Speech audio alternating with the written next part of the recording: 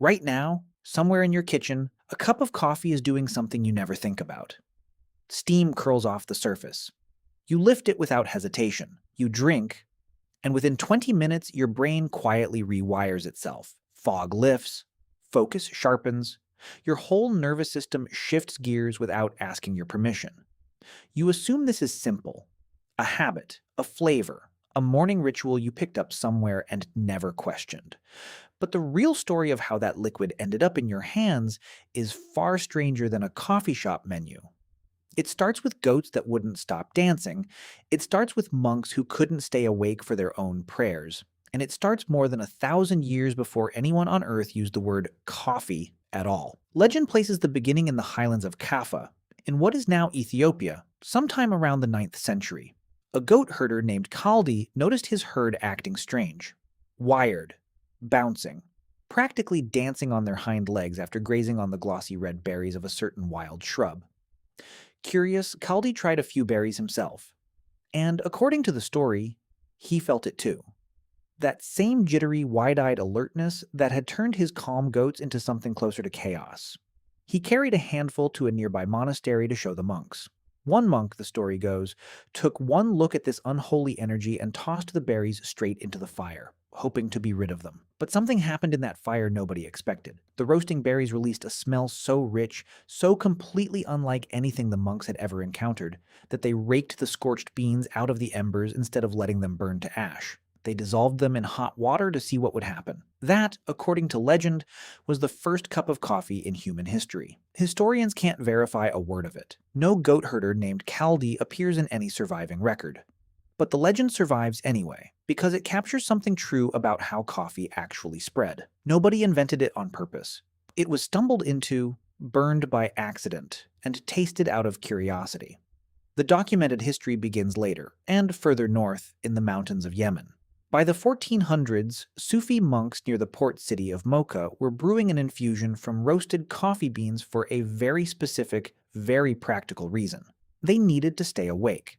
Sufi mystics practiced nighttime devotional rituals called dhikr, hours of chanting and repeated prayer meant to draw the mind toward the divine. Staying alert that long, night after night, is hard for anyone, no matter how devoted. Some accounts credit a Yemeni sheikh named Ali ibn Umar al-Shadili with popularizing the drink among his religious community, giving him the informal title of coffee's patron saint centuries later. Historian Ralph Haddix spent years tracing this exact origin point in his landmark study of coffee's beginnings in the medieval Near East.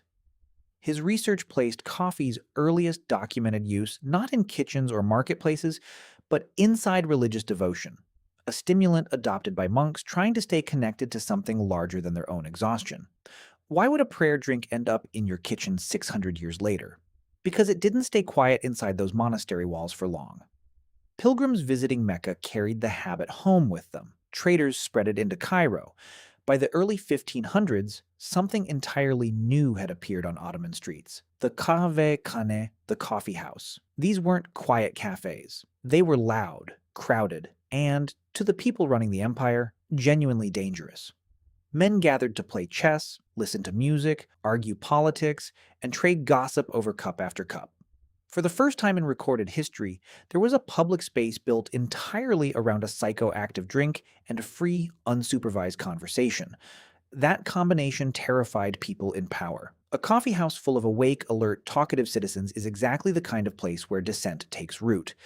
In 1511, the governor of Mecca, a man named Khair Beg, banned coffee outright, convinced that these gatherings were breeding grounds for rebellion against his rule. The ban didn't last long. The Sultan overturned it within the year, and coffee kept spreading anyway. A century later, Ottoman Sultan Murad IV took the fear even further. According to multiple historical accounts, he prowled the streets of Istanbul in disguise at night, and treated coffee drinking as a crime severe enough to warrant execution. Think about that for a moment. An empire once punished people with death for doing the exact same thing sitting in your hands right now. Coffee reached Europe by the late 1500s, carried through Venetian trade routes out of the Ottoman world. And Europe, predictably, panicked about it too. Catholic clergy called it the bitter invention of Satan, a suspicious drink from the Muslim world that had no business touching Christian lips. The story often told is that church officials brought the matter to Pope Clement VIII, expecting him to ban it outright. Instead, he reportedly tasted it himself, found it undeniably good, and joked that it would be a shame to let the devil keep such a delicious drink all to himself. Coffee, so the legend says, got the closest thing to a papal blessing a beverage has ever received. True or exaggerated, the outcome was real. Coffee houses spread across Europe within decades. Oxford got one in the 1650s. London followed fast, and something unexpected happened there. For the price of a single penny, anyone could walk into a London coffee house, buy a cup, and sit for hours reading newspapers, debating philosophy, and rubbing shoulders with scientists, merchants, and writers who might otherwise never have shared a room. People started calling them penny universities, because for one coin you bought an entire afternoon of education. An entire insurance industry, Lloyd's of London, was born inside one of these coffee houses out of sailors and merchants trading shipping news over their cups. Another, Jonathan's Coffee House, eventually grew into what became the London Stock Exchange.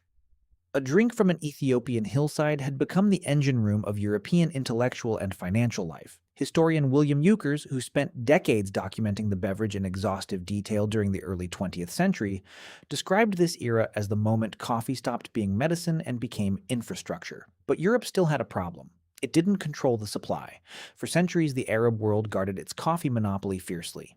Beans could be exported, but only after they had been boiled or roasted, deliberately destroyed so they could never germinate into a new plant somewhere else. If you wanted coffee, you kept buying it from the source, indefinitely. That monopoly finally broke in 1616, when Dutch traders managed to smuggle a single live coffee plant out and grow it in a greenhouse in Amsterdam. From that one plant, cuttings spread to Dutch colonies in Java, and coffee production slipped out of Arab hands for good. One story from this era gets repeated again and again, and it's worth telling because of how strangely specific it is. In 1723, a French naval officer named Gabriel de Clieu allegedly carried a single coffee seedling across the Atlantic Ocean to the Caribbean island of Martinique. The voyage was brutal. Fresh water ran dangerously short, and according to the account, de Clieu gave part of his own drinking water ration to keep that one plant alive. That seedling, if the story is accurate, became the ancestor of a huge share of the coffee plants that later spread across Latin America. One obsessive man, one glass jar, one plant guarded like treasure across an ocean, is how coffee entered an entire hemisphere. Coffee's spread wasn't just a story of monks and smugglers, though. It became one of the most brutal commodities in the colonial economy. Plantations across Brazil, the Caribbean, and Southeast Asia ran on forced and enslaved labor to keep up with Europe's growing appetite for the drink. Historian and journalist Mark Pendergrast documented this transformation in exhaustive detail, tracing how a monastery stimulant turned into a global commodity that reshaped economies, colonized landscapes, and moved millions of people against their will. Brazil, planted almost as an afterthought in the 1700s, eventually grew into the largest coffee producer on Earth, a title it still holds today. So the drink in your kitchen carries more than caffeine. It carries an entire economic and human history compressed into every single bean. Here's where the story gets even stranger, because it turns out coffee's core ingredient wasn't even a single invention. It evolved more than once. In 2014, an international team of scientists sequenced the genome of a coffee plant and published their findings in the journal Science. Researcher Victor Albert and his collaborators discovered something nobody expected. The genes responsible for producing caffeine in coffee plants evolved completely independently from the genes that produce caffeine in tea and cacao plants. In other words, nature invented caffeine multiple separate times in unrelated plant lineages through entirely different genetic pathways. Why would evolution keep reinventing the exact same chemical over and over on opposite branches of the plant kingdom? Because caffeine works as a natural pesticide, bitter and toxic enough to repel insects that try to eat the leaves. But researchers found something even more interesting hiding underneath that defense mechanism. Some flowering plants lace their nectar with just enough caffeine to give pollinators a mild buzz, which makes bees more likely to remember that particular flower and return to it again and again. Coffee, in other words, may have been drugging bees into loyalty millions of years before it started doing the exact same thing to you. Inside your own skull, caffeine works through a strangely simple trick. All day, a molecule called adenosine builds up gradually in your brain, making you feel more tired the longer you stay awake. Caffeine happens to be shaped almost identically to adenosine, close enough that it can slide into the same receptors and physically block them. Your brain doesn't actually become less tired when you drink coffee. It simply loses the ability to feel how tired it already is. That's the twist hiding inside your morning ritual. The alertness you feel isn't extra energy your body created, it's borrowed time. And the bill comes due later when the caffeine wears off and all that blocked adenosine floods back into your receptors at once. Which brings the story back to you, standing in your kitchen, cup in hand. Walk into almost any coffee shop today, and you'll find laptops instead of chessboards, Wi Fi instead of gossip networks, oat milk instead of raw Ottoman brew. But strip away the surface details, and it's essentially the same room that existed in Istanbul in 1500 and London in 1650. A space built around a mildly psychoactive plant designed to keep people awake, alert, and talking to one another. Humans didn't just discover a stimulant somewhere along the way.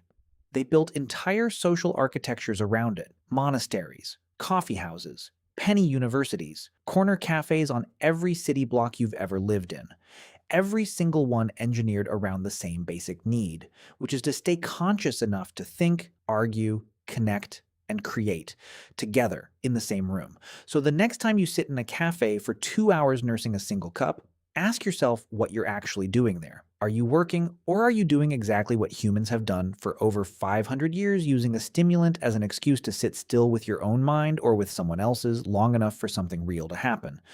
Because the next time you lift that cup in your kitchen, you're not just drinking a drink. You're finishing a ritual that goat herders stumbled into by accident, that monks refined to survive their own prayers, that sultans tried to execute their way out of, and that a lone naval officer once rationed his own drinking water to protect across an ocean. And somehow, after all of that, it still ended up in your hands.